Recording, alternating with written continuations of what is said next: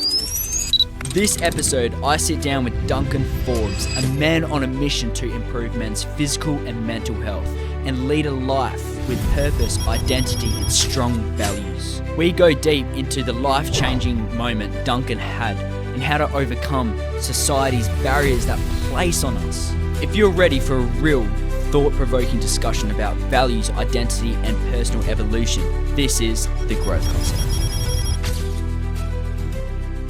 Duncan Forbes, welcome to the Growth Concept podcast. I'm truly looking forward for this conversation around men's mental health and what it truly means and how to become a good man in this day and age. Welcome. Thank you. I'm excited to be here. Duncan, what mission are you on in your life right now as we speak? Right now, I'm trying to dive into men's health. Currently, I've been a personal trainer for about 13 years. I've been a frontline team member. I've been in leadership. I've been a nutritionist. I've been now studying to become a Pilates instructor. But the longer I am in the health field, the more that I'm realizing that there is sort of a need for men's programs. So that's what I'm starting to dive myself into. The need for men's programs. What does that mean? Yeah, so I think this day, especially at my life, there are a lot of questions that are arising to what it means to be a man these days. Yeah, exactly. And it's kind of, and I didn't even think about like this too until there were events in my life where I realized that I needed to step it up in terms of self-leadership. You know, it was awesome to be a leader for my team, but I really wanted to be a leader for myself too. And I've actually never been tested to be a leader for myself until it came to certain relationships with my family, relationships with, a significant other. And leadership can mean so many different things to so many different people.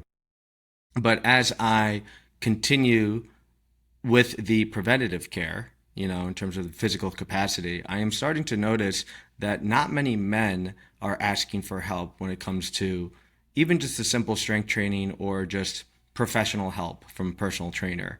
I've been working at this company called Lifetime. It's an amazing company, and it's been around for over 25 years.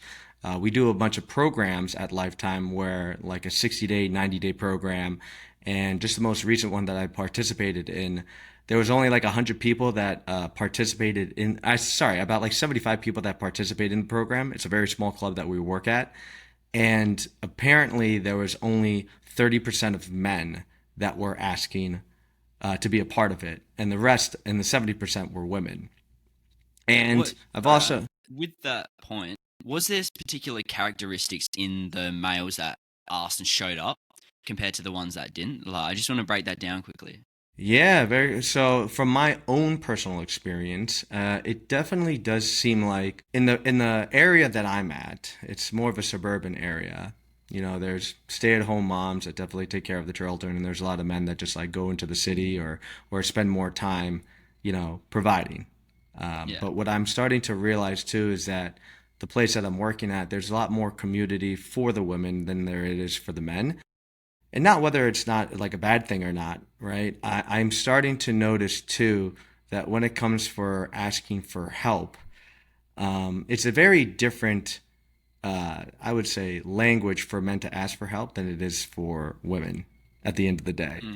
And through the past year and a half, I've actually kind of really deep dived into these men's programs because I was very curious as into, okay, what's going on, what's missing, how in my consultations with men can I get men to not be manipulated, but to be persuaded to feel free and comfortable asking for help from a personal trainer.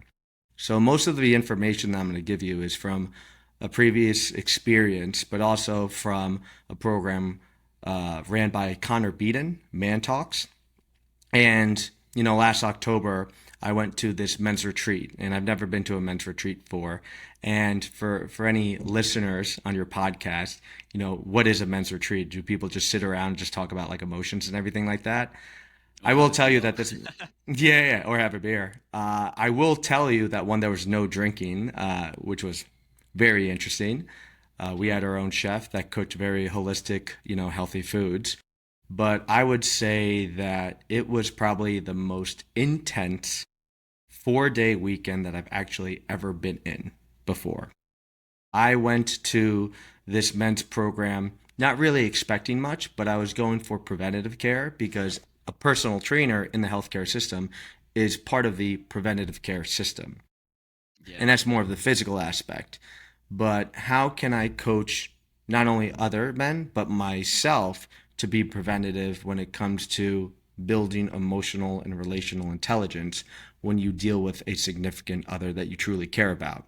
So I was going to this program because of a last relationship that really challenged me in many ways. And I wish I had the right support system to learn from my mistakes in real life rather than wait until the end. And even though my friends were great at supporting me too, they were always biased at the end of the day. You know, they didn't really help me see from the other side. And biased meaning like they want the best for you. So, Yeah. you know, they always are kind of rooting for you. And there were definitely some friends that gave me outside perspective and some friends that didn't. But, you know, I obviously, men should go to therapy at the same time. I currently have a therapist. I think it is more important than for men to have a therapist, but I also think it's more important than ever for men to find a support group. So, in this retreat, it was probably the most intense 4 days of my life because out of the 30 men that were there, you know, between the ages of, I would say, 28 to 60, me and one Wow. other person was only there for preventative care, while the other 28 men were there because they were about to get a divorce, they were going through their divorce or recovering from a divorce, or they were dealing with a lot of emotional and mental trauma from their significant other or from a family member. So What do I you mean would by say, preventative care? Sorry. yeah. So when I say preventative care, a lot of men ask for help when they get in trouble or they're digging Yeah. themselves into a hole. But why not find programs or a certain role model or, you know, a type of friend that can help lead and guide you when it comes to having Mm. tough conversations with somebody that you like truly care about too. And you know, the more research that I do, you know, with Esther Perel, uh, with Lewis House, with a lot of, you know, dating coaches, it definitely seems like relationships are harder than ever to maintain more than ever, right? But I don't know if there is even a gender war that's actually happening in the Western culture in the US. Some people there say that there is.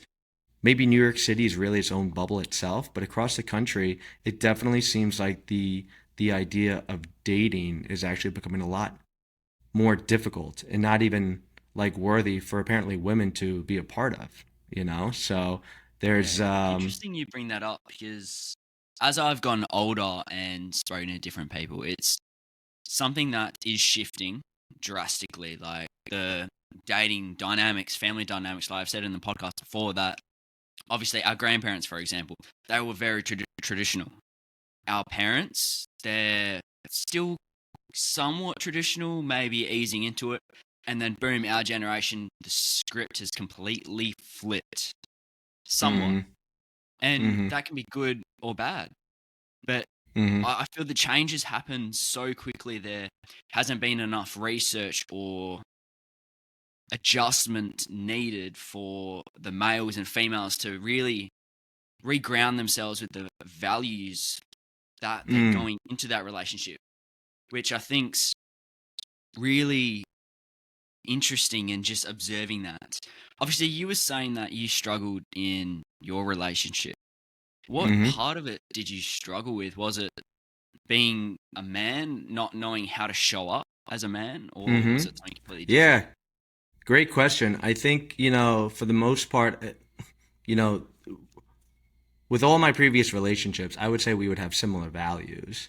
But I think when it comes to coming close to someone, for me personally, there was a lot of self sabotage in it, and and it was something that I didn't even realize I was like self sabotaging. No matter how much like love that I provided to, you know, there's definitely like a bunch of relationships that taught me about like lust and passion, And the other, I guess, previous relationships was really taught me about companionship and depth, right? And that is something that is kind of very hard for a man to comprehend at the end of the day.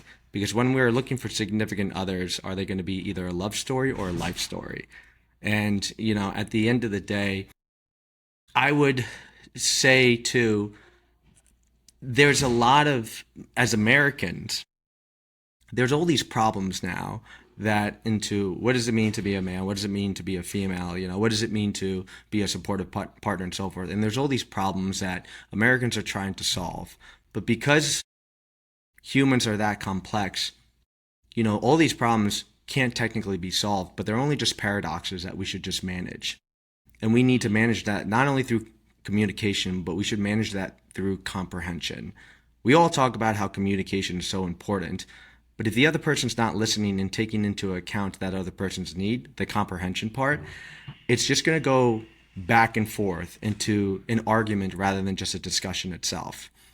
And when these issues are arising, I have noticed over a period of time with my clientele and with all these podcasts, Call Her Daddy, Diary of a CEO, I will give it to women that they have better emotional and relational intelligence than most men do.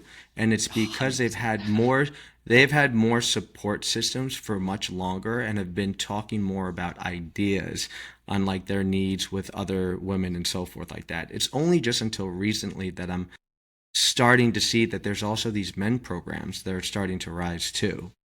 I will tell your listeners that, as these men's programs arise, men should kind of be careful about which men's programs that they get a part of, because it's not the idea of just taking their power back. A male and a female will always have power in the relationship. It's just the potency that you have with that power, because each significant other in a relationship has strengths and weaknesses that the other person should be able to offset and complement at the same time.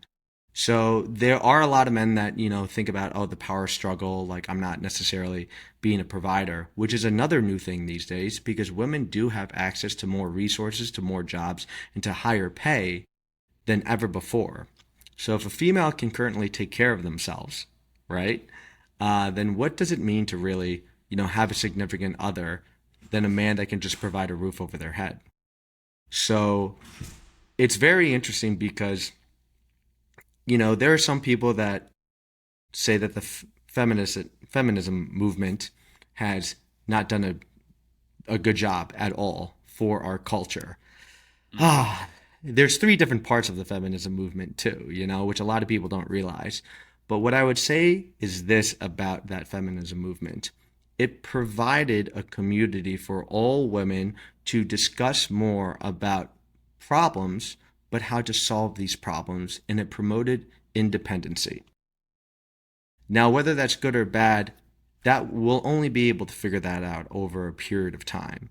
But what that does mean is that what men need to bring to the table now these days is not just the materialistic, the house, the money, the safety, but what we should start providing, which is what women always have provided, the wisdom of how to grow with that significant other over a period of time through a longer duration of what a marriage technically should be. Because that person, each person in the marriage will be totally different 10 years from then, 20 years, and 30 years. And each stages of life actually require different needs for the individual and for the other family itself too.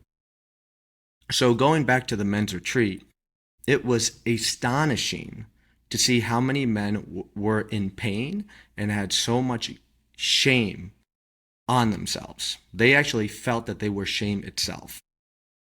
And there is a difference between guilt and shame. Guilt is where it's kind of a part of them, but that can easily be overcome over certain periods of time or practices. Shame is the person. Shame is the identity. So there was a lot of techniques and practices during this comprehensive 4-day program that I realized that, holy crap, I think there's a lot more men not only just in New York, but the rest of the US, that might actually need these techniques to be the best version of themselves so they can give the best version of themselves to their significant other, to their families, to their jobs, and so forth like that. And it was probably the most eye-opening experience that I've ever witnessed because it wasn't just the amount of shame that these men were experiencing, but at the end of the trip, it was actually the amount of grace that was given back to them that literally gave them life back to make the right decisions for when they left the program.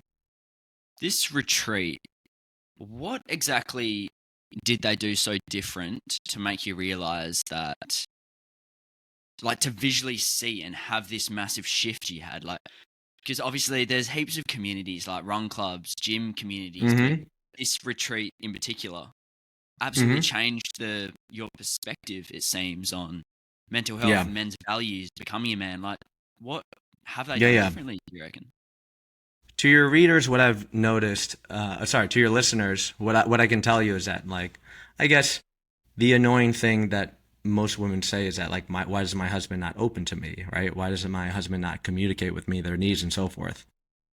It's because when it comes to emotions, men are not emotionless. They just don't know the language of emotions that women do. For example, when it comes to just like a simple argument, men will be mostly, I did that for you, I did this, and I did that. Why don't I get this back? What women do a great job is that when you did this, I felt this way. So, what that technically means is that men do a great job explaining a problem, women do a great job expressing a problem. So, in terms of understanding better how to communicate with another, that was part of the program and the point of the program.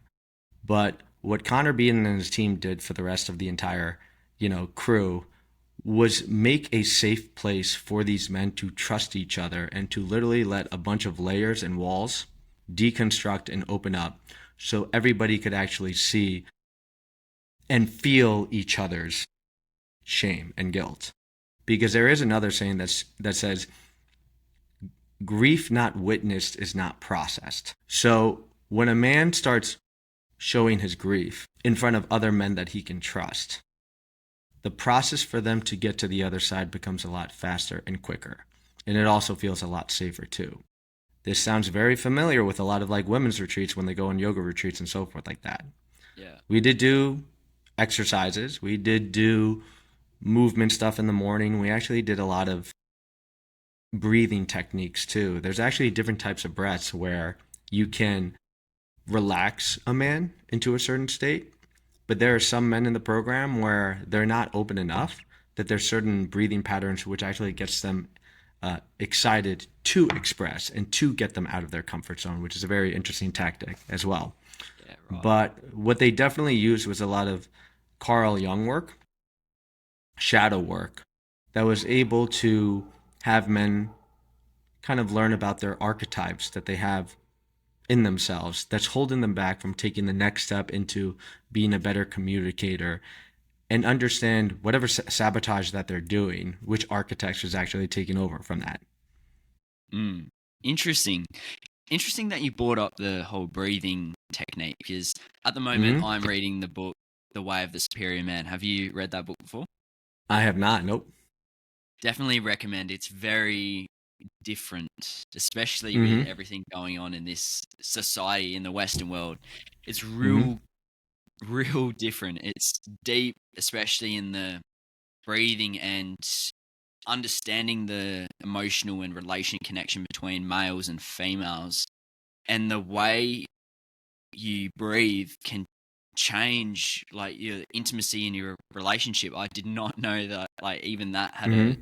difference. Like, it's all these techniques which I wasn't aware of. But with your experience at this retreat, did the breathing techniques have a massive impact on you, and even to this day? Yes, absolutely. Because I've been in the fitness industry for a while, these breathing techniques were familiar, but to these other men that, probably admitted that they haven't been to a gym in like years, because they were too busy taking care of their own family and not even themselves, these breathing patterns really did change everything. So when it comes to certain retreats for men to kind of start learning how to express themselves. It could be breathing, it could be yoga, it could just be movement itself. But the most important thing is getting yourself or your friend who's a man or whoever to just be there at the end of the day. Because the purpose of this men's retreat that I went to was actually going through something called an initiation phase. Now, this initiation phase was probably the most eye opening thing because it was helping me personally and every other man understand what it means to become a man. Because throughout our childhoods, especially, I would even say mine, I don't even think I ever actually had the enlightenment day where I was like, wow, I am no longer a teenager. I am actually at the next phase of my life. And the idea of like this initiation phase has been, around for centuries with all different types of communities, even way before our time, you know.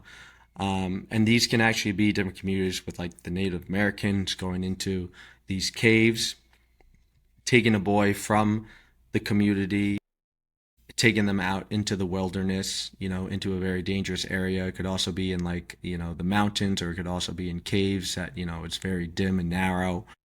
But the image of a boy would die when that boy would come back into the community, and the image of a man would arise. If you think about it right now, especially in the Western culture, that type of initiation doesn't really happen anymore. And the reason why it was so interesting to understand was because this makes sense why there's a lot of women out there that are like, I feel like I'm dating a boy, or I feel like I am married to a child, right? And it does make sense as we grow up as men in this day, in this era. There are a lot of factors that's holding us back from realizing we are at that next step in our lives, but in that next step of our responsibility. There is a lot of absent fathers these days. There's a lot of fathers that are actually not even present, they're there, but not technically present through the growth of a boy. And if you actually think about it these days too, there's not a lot of male archetypes that would actually be a good model, for these boys that are watching TV these days. I think I haven't even realized, but when I was watching like The Simpsons, Homer Simpson, that male archetype was kind of like a goofy type of guy, and Peter Griffin and all of those others. Like if we truly think about it, I think the male archetypes is just getting a lot more limited than we're realizing. It's not really, and there's a lot of great female archetypes that are arising these days too, especially with the Marvel movies, which is great, which is also empowering too. But at the same time, there's a lot of things that are starting to happen to men these days, which a lot of women don't even realize. A lot more men are more likely to drop out of high school. A lot more men are more likely to be in jail, incarceration. There's a lot more men that are falling off the social part of our society when we really should be stepping up to the plate. So there's Interesting you always bring go. up. Yep. Go Interesting ahead. you bring up that like conversion process of a boy becoming a man, because it makes me reflect on my own journey and key moments in my life. And yeah, you're 100% right. There's no moment that you're like, okay, I'm now an independent, value driven young man. But you were saying yourself as well, like you didn't have that line, that definition moment. But looking back at your own life, what do you think that moment was? Was it this retreat as such, or was it another key moment in maybe your past relationship? I think it was a mix between a couple of things that just happens over a period of time. There was a time way back in the day where I got demoted from my job. So in terms of dealing with rejection, luckily at that time I was listening to a lot of growth podcasts. I was, reading a lot of books, Mel Robbins, I would, Mark Manson, The Subtle Art of Not Giving a Fuck, and Yeah. all of these books that actually, were preparing me for these events of rejection. And there were definitely a few relationships that really knocked me right over upside down, and also for me too, like I'm adopted, so as No a man way. who is adopted, Wow. yeah, as a man who's adopted, there's always going to be something in your head that's talking about or asking about worthiness at the end of the day, so in terms of like sometimes when I get into certain relationships, and if it doesn't work out, sometimes I take it a little bit more personal than I should be taking it, but it's only just like a part of life too. But my parents are amazing. They gave me all the unconditional love that I ever needed. But for someone that is adopted, they'll always have those questions too. And there's a lot of studies that show too that someone that is adopted will probably self sabotage certain relationships because they might not feel worthy enough if it actually becomes too good. And that's what you were So it saying with really, past relationship as well. yep, exactly. So it was, I've done a lot of work in terms of the physical uh, component in terms of the health industry, right? Trying to look good and feel good. But in terms of like the mental and emotional and even the spiritual aspect, that is a whole other galaxy that I'm starting to dive into right now too. And to warn all your listeners, like psychology is so interesting, but it's also like a black hole. It never ends. And there's all these like methodologies, IFS. I can't even, there's like so many, but it Yeah. is more important. It is more important than ever for men, I would say, to have two things. One, they should definitely be able to sit with a professional or a men's facilitator that runs a group to help them understand what's going on inside of them. But then the second thing that they need is they need a moral compass. And that could be following a certain religion or, having some type of uh, connection to something that's bigger than themselves, whether it's a universe or whether it is like God and so forth like that. Because the idea of initiation is to be whole again, right? To be whole with the world. That is like the idea of it. And then to build worthiness. Because if it really is just all about me, me, me, all about I, we're human beings that can fall any moment in time. And if we can't grasp that, right? And it would definitely, I would say, men these days need to have some type of moral code to guide them moving forward with certain values. So, Mm. Interesting you bring up also your adoption yeah. side as well. Like I wouldn't have even picked like, but obviously that realizing that and going through your childhood, your teenhoods, knowing that you're adopted, how did that sit with you? Was it hard? I would say like over a period of time, like I asked my parents when I was 7. I just remember being in the cafe and like school, one of my friends was like, "Yo, you don't look like your parents." I was like, "Oh, okay. I wonder why." I asked my parents. My parents were like, "You're adopted," and I was like, "Oh." And Wow. I didn't really think about it like that. They said it in a much nicer tone, but just Yeah. to keep the story quickly, I would go back to my parents or go back to my friends and tell them that I was adopted, and my friends actually made a big deal out of it. So because they made a big deal out of it, they were just like, "Oh shoot, yo, you're adopted. That's big." So I didn't really think much of it because my parents gave me all the love that they could have given me, right? But as I continued growing, I had more questions, right? Like why was I given up? Where and I guess long story short, at the age of 21 after college, I actually went to Colombia to go find my birth parents, and I found my birth mom, but I never found my birth dad. So I was adopted from a different country. Yeah, so that was like a wild experience too. So that can definitely kind of explain, especially for me in this case, like what does it mean to be like a man in this day, right? Does it mean to be present? Does it also mean to be grounded? Does it also mean to be a provider? Does it mean to be a protector and so forth? There's so many questions that I actually love asking, and I actually love seeing the type of answers that's given to me through other podcasters, through other therapists and so forth like that too. And you're right, this day of age has totally changed. Like the idea of technology has kind of at the same time has us all interconnected but alone at the same time too. There's more men that are admitting that they're falling in love with their artificial intelligence robots, or their assistants at home. And it's laughable, but it's also scary at the same time because where is this disconnect that's happening between like a male and a female, too? And if that's happening with a grown man, I can only imagine what is happening what's happening with the kids that are younger these days too.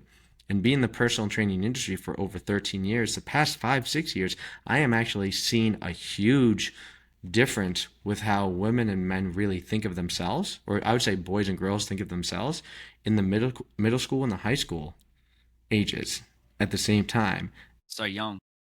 The needs to be someone, to be expected to be like something, is incredible, right? For a man to look like something is unbelievably like incredible these days too. This is why I think these men's programs are starting to become such a bigger thing and a good impact for some people, but it depends on what type of programs that you're trying to get into because there are a lot of men that are upset about the power dynamic shifting. Mm. So it's very important to do your research and make sure that, when you go to men's programs, it's not about trying to only about taking the power back. It's what you do without that power. Because a man that goes through a journey of powerlessness will only understand what to do when they have that power in the first place. Yeah, such a great point. Obviously, with your process growing up and when you were 21, like meeting your real mum Mm-hmm. or your blood related mum, in that moment, what values or beliefs or visions were you trying? Oh, what? Yeah, belief systems were helping guide you through this.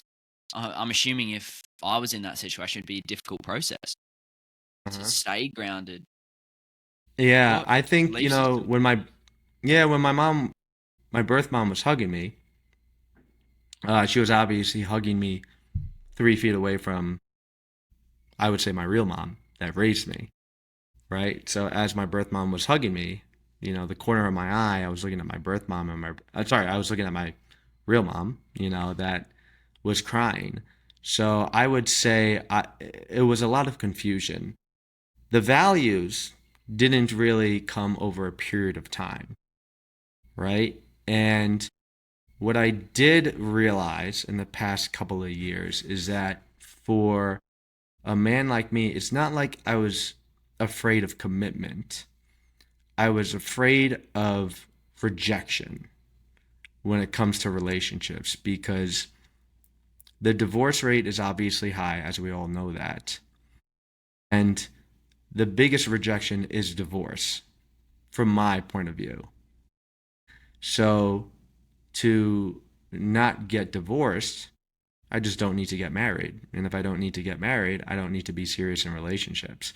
So it was a pretty kind of unhealthy type of thought process too, but it was a defense mechanism for me to really understand, right, that, you know, um, a man like me would just not want to commit to, because the idea of love, a lot of people don't realize, but the definition of love is giving another person the power to destroy you and then trusting them with it, right? Which a lot of people don't freaking understand. And everybody's afraid of grief. And not many people know when does grief actually start. Grief doesn't start when you lose someone. Grief actually starts when you actually fall in love with someone else more than yourself. So there's all of these like points that it's very important for men of all ages to kind of start understanding too. There's definitely some anger emotions that sometimes arise for me when I think of like my birth dad. I don't even know who my birth dad looks like. But one of the practices that actually happened at the men's retreat, I was the only one in the group that was adopted. And they did this like crazy technique with me. They tried to get anger out of me to really start expressing like my internal like emotions.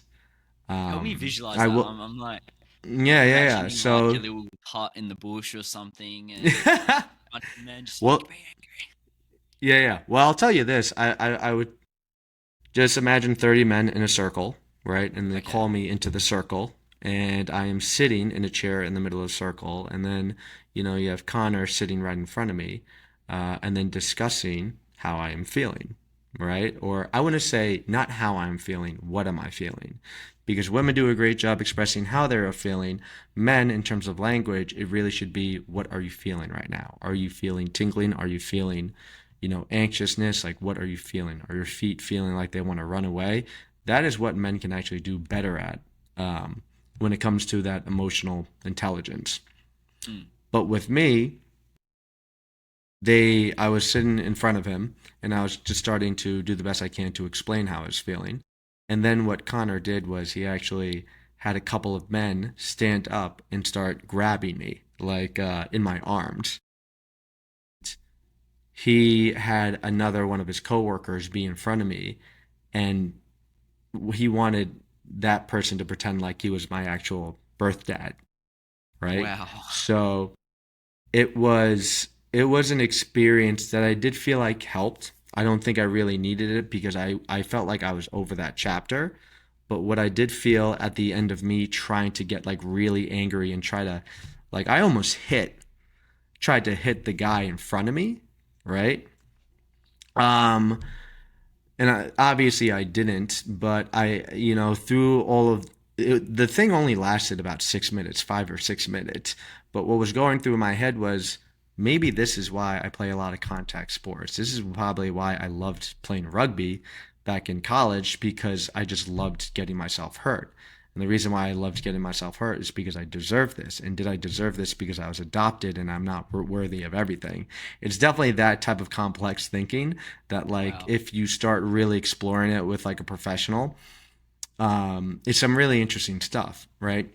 But I just remember, after me just getting exhausted trying to break through those people that were holding me back, they had me just stand straight up, close my eyes, cross my hands, and then they had another 8 people come up behind me and then lift me up and then just hold me, which was a pretty Wow.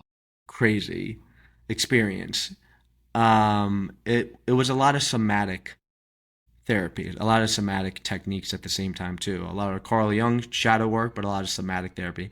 And somatic therapy is basically, where you have someone trying to touch certain parts of your body to release tension. But it was one of the crazy experiences that I hope not to necessarily replicate, but to at least be, the door for a lot of men to start getting into. And I'm first going to probably start that off in the New York, Westchester area. So I'm studying through my mentor, Connor Beaton, about all of this stuff. And the reason why I'm doing this is because I don't only just want to change relationships, I also want to save relationships, and I also want to save marriages, because I wish I had this done to me in the past too.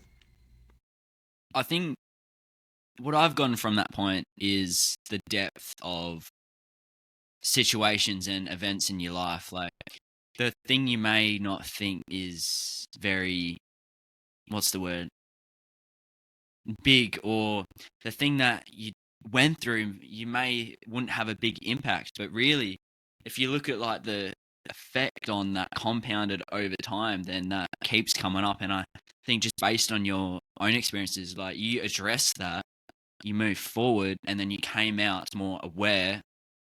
And to get through that stage is what I think the key points I've written down on what you've just said is to be vulnerable. And to be vulnerable, you got to have emotional intelligence.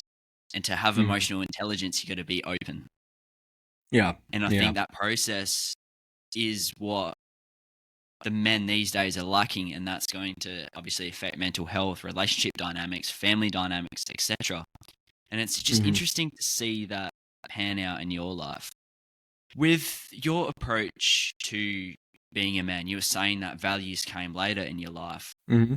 Do you think this day and age it's important to actively seek out those values and live your life to those values to become a better man, or actively seek out the disciplines to be a typical good man, whatever that may be in this day and age? Like, you're actively practicing being a good man. What are your thoughts on that? Yeah. Yeah, well, when it comes to like having a moral code, like what are you living by? What are you guided by Mm, too? And everybody should technically have standards. And when somebody has standards and they bring that into a relationship, they should only hold that other person to the standards that they can only hold themselves to. Right? So there's a lot of hypocrisy that comes into that, right? Everybody wants this. Everybody wants like a real relationship until they meet someone that is like a real person with real values, with real needs, with real problems. So that's like the most important thing too. But in terms of like what does it mean to be a man too? Like a lot of women these days they want like a vulnerable man. But there's a difference with like being vulnerable, right? And understanding vulnerability. mm, What I've noticed with, the men that I am starting to train, mostly in just like personal training, but having discussions with them, the idea is to recognize when you're being vulnerable, but then let your significant other know what you're going to do with that vulnerability. Because at the same time, your significant other, they'll love you and look out for you, but at the same time they don't want to be your therapist at the same time. exactly. So that's why there's actually a lot of confusion that's happening. Like, all right, well, this woman wants me to be vulnerable. I just opened up and they freaked out and they like ran the other direction, right? So that is why a man should learn how to be grounded at the end of the day. Learn, recognize their emotions, whether it's sadness or anger. But then if they do have a significant other, express what's going on inside of their hearts and their heads, but then also let them know that they are going to find a solution for that. And that partner should be able to guide you through that too. And it's so interesting these days because a lot of women are just like, is this person healed yet? Like, am I healed yet? I will be very careful when I say this, but at the end of the day, when everybody wants to be healed, it's like trying to go back in time and like when we were first born and we were in the most purest form of ourselves. Life will always taint us at every stage in our lives, and we're going to have battle scars. So when it comes to healing, it is a process and not a destination. But during that process, what significant other will help you walk through that process? What significant other will actually help you realize what your demons are, right? We all got issues that we're all dealing with. So whatever partner that you're looking for, choose a partner that's actually makes life a lot easier than it already like it's already hard in the first place. So that's kind of like my 2 cents when it comes to being disciplined, but also like learning how to be vulnerable with like your significant other. And it also just like, it depends on so many other factors too. I think questions are probably the biggest. It's not like, what do you like to do for sports? It's like kind of what you asked me, like, when did you realize you actually became a man? I think at the end of the men's retreat, that's when I realized I'm at the next phase of my life and I can't be doing what I'm doing if I want to be at this part of my life. So 100%. that entire 4-day program was my initiation phase to help me realize that like I'm actually a man with responsibilities, with needs, and with standards that I need to hold myself to. And when any man realizes that, hopefully they should start learning that there is a difference between having tactics to get a certain woman or having character to represent to a certain woman. Because tactics is what people are starting to see on social media, like how to get the girl in 10 ways, right? What's 20 ways to like say on like a Hinge thing. And what that is that if you try a tactic and it doesn't work, you'll try another way, right? But a character is who you are and is the standard. And I think a lot of people are starting to lose the idea of authenticity. As the world becomes a lot more artificial, I think humans are becoming less relational at the same time. And another example for your audience, there is a lot more dating coaches that are starting to arise now because of the mass adoption of artificial intelligence in all these dating apps. Because what is happening now is that there's a lot more artificial intelligence prompts that are being exposed to people setting up an account. So if you go onto an app and you select artificial intelligence prompts of what would be the best way, Well, the person that you're matching with is also using artificial intelligence prompts too. And what a lot of people aren't realizing is that it's not authenticity that's getting you guys connected.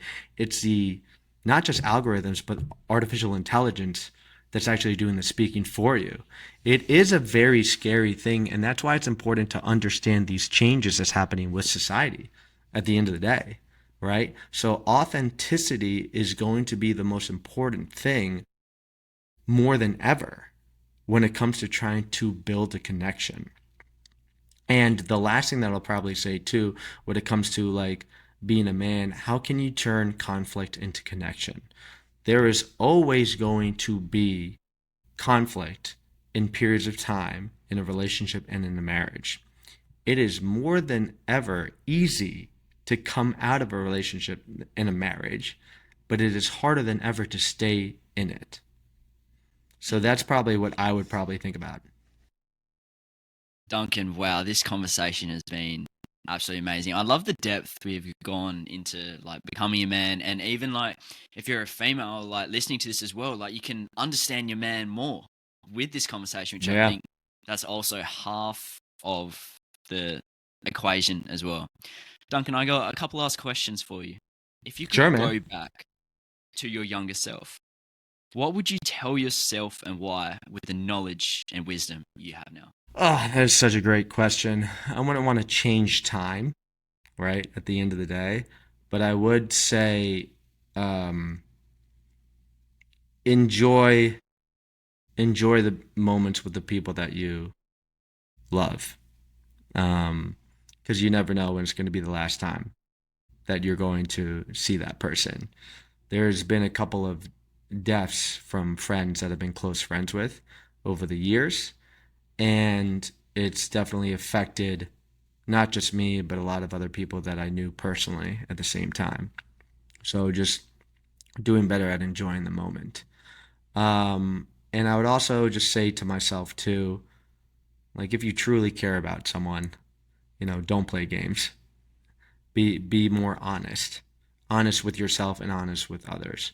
So And that's just touched my heart. I yeah. feel like that's like a podcast in itself. But what key moment was that for you? Like obviously losing a friend that is no easy game. It's terrible.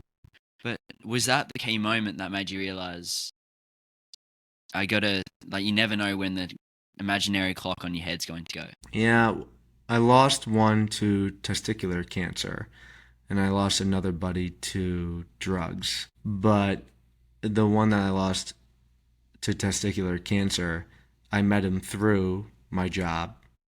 And when I got demoted, he was the one that was like, "Do you want to go to Greece with me?" And I was 25, 26. And I've never traveled outside of the US before. And he wanted to travel because he got dumped by his ex girlfriend. And it was because of him that I started to realize I had the travel bug inside of me. But when I saw the world with him, when I saw Greece, I was talking to people from Australia, but I realized that my problems were small again. And I was becoming whole again because I was meeting other people from different parts of the world that have a different viewpoint. So if it wasn't for him, I would have never went to Greece and actually realized, how beautiful the world is, and almost had a thought process like Anthony Bourdain. Vacations are not just for you to enjoy life; it's actually a part of education for life. Yeah.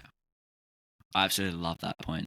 The last guest I interviewed on the Growth Concept podcast left a question for you, not knowing who you are, what business you're in, or what story you tell. The question is, what is one piece of entertainment that has impacted you? It could be a show, book, movie, and how has that impacted your life today? So one piece of entertainment. Mm. Ah, man. I would say, I mean, there's definitely like a couple of movies at the end of the day. Christopher Nolan is one of my favorite directors. I would say the movie either Inception or the movie The Matrix. That kind of really Nice. was like, is this all real? Right? But the movie Inception too. And I would just say those movies really helped me, especially The Matrix. I would say Like, what does it mean to have a free mind? Yeah, it's pretty You deep, know, man. Yeah. what does it mean like to like break free from like society too? And society's very important, but you know, like what does it mean to be your own character in society, and what can you give to society? Mm. Duncan, what question do you want to leave for the next guest, not knowing what business they're in or what story they tell? I would tell them, when did you realize that you were at the next phase in your life? What was one key moment where you realized that you are no longer a girl anymore, or you are no longer a boy anymore? I love that question. Thank you so much, Duncan Forbes. This conversation has truly hit my heart and hit home, and I truly hope the listeners I'm sure they have gotten at least one thing from it. All your links and resources will be in the show notes below. Duncan, thank Perfect. you. Awesome. Pleasure. Thank you.